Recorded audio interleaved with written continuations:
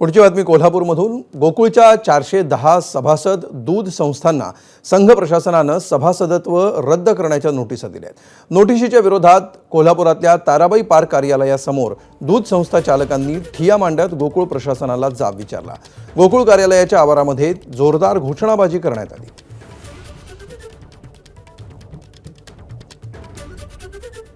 त्यामुळे दूध संस्था चालकांनी हा एल्गार पुकारलेला आहे आणि एकूण 410 सभासद दूध संस्थांनी या नोटिशी विरोधात सध्या जाब विचारत आंदोलन केलेलं आहे आणि यावेळी जोरदार घोषणाबाजी देखील करण्यात आली आहे।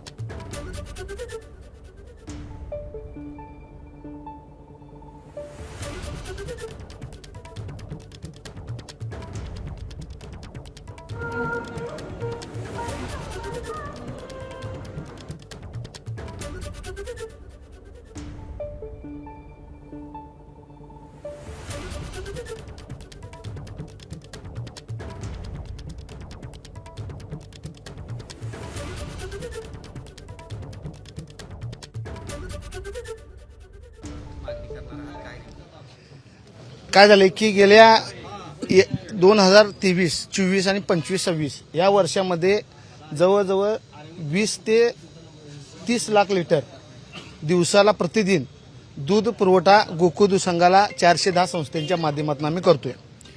खऱ्या अर्थानं ह्या दूध संघाला 20 लाख लिटर दूध संकलन जे करायचं उद्दिष्ट होतं ते आमच्या 410 संस्थांच्या माध्यमातून जवळजवळ आमचा त्यात खारीचा वाटा आहे। असं असताना खऱ्या अर्थानं ह्या संस्था टिकल्या पाहिजेत।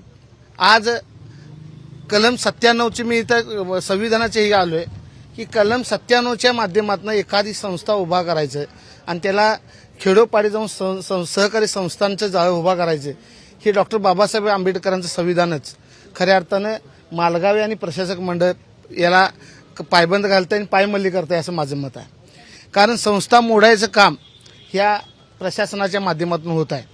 खऱ्या अर्थानं परवा कोर्टाचा सुद्धा हे झाला की ह्या ज्या संस्था आहेत ह्या संस्थांची जी तपासणी आहे ही कायदेशीररित्या आणि नैसर्गिक मूल्यांना तत्वांना बाळगून ही झाली पाहिजे असंच कोर्टाचं मत आहे। त्या कोर्टाच्या